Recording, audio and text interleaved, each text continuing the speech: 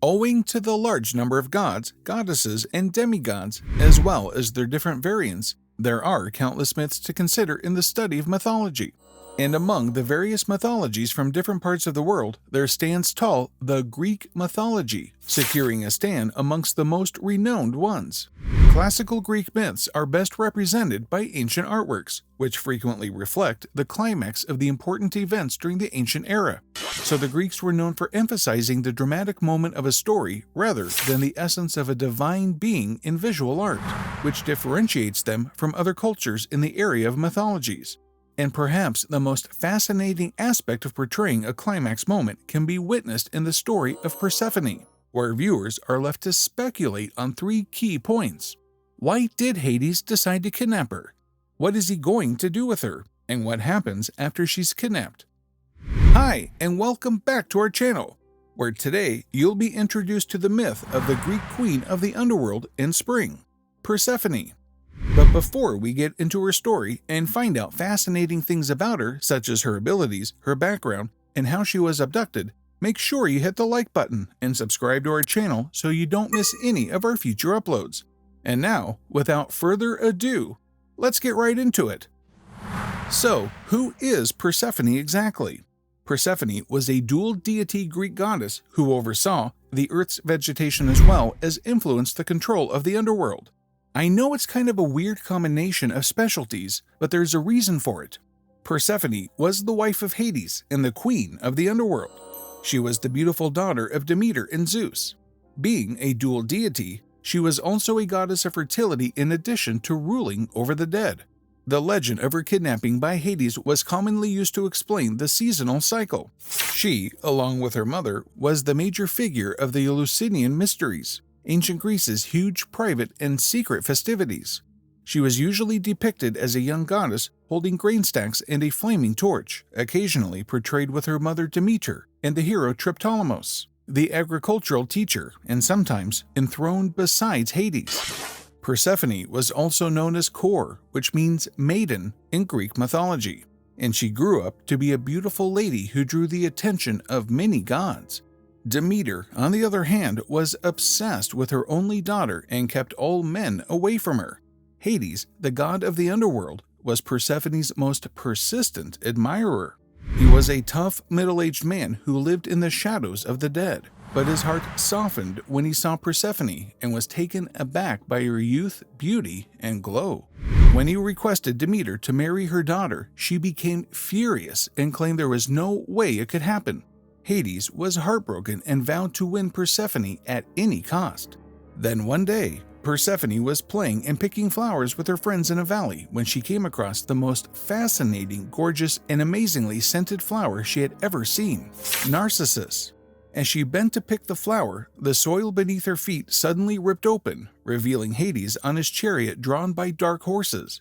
Before Persephone could shout for help, Hades snatched her and descended into the underworld kingdom, closing the gap in the earth behind them.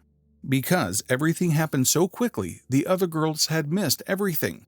They had no answer for Persephone's sudden disappearance. The entire incident, however, had been watched by Zeus, the maiden's father and abductor's brother, as well as Helios, the sun god. Zeus chose to remain silent in order to avoid a confrontation with his brother, while Helios wisely chose not to get too involved in anything that did not concern him. A distraught and heartbroken Demeter wandered the earth looking for her daughter. She kept on looking for her until her good friend Hecate, goddess of wilderness and childbirth, advised her to seek for the help of Helios, the all-seeing sun god, in order to find her daughter. When confronted by Demeter, Helios felt sorry for her and revealed to her that Persephone had been kidnapped by Hades. Needless to say, Demeter wasn't very pleased when he found out what had happened.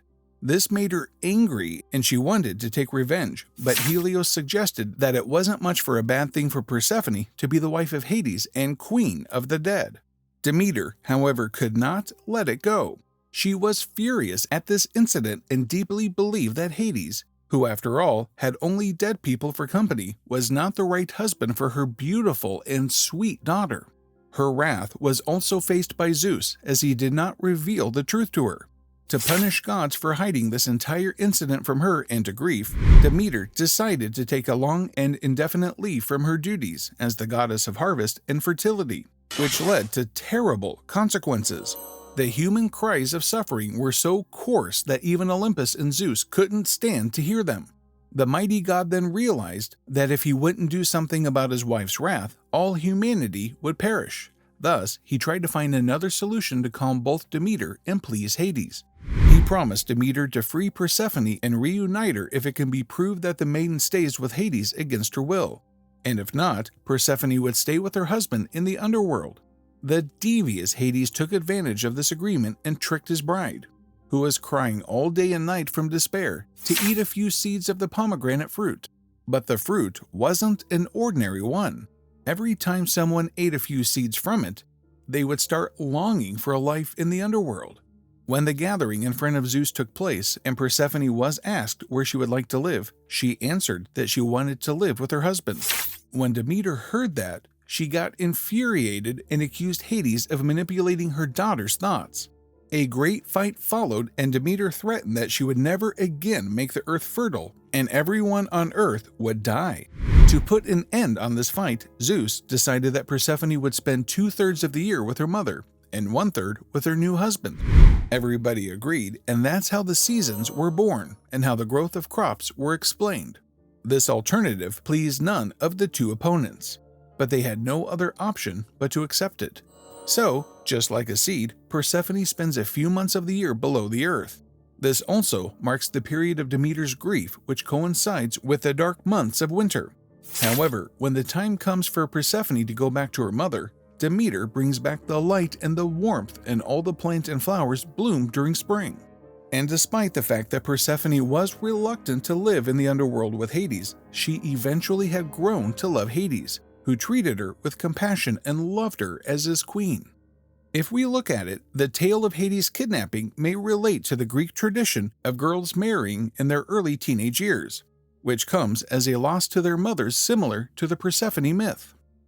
So this was the myth of Persephone. We had a relatable character, and her story of Hades' kidnapping may timelessly be witnessed in Greek traditions, showing the sorrow of mother-daughter separation.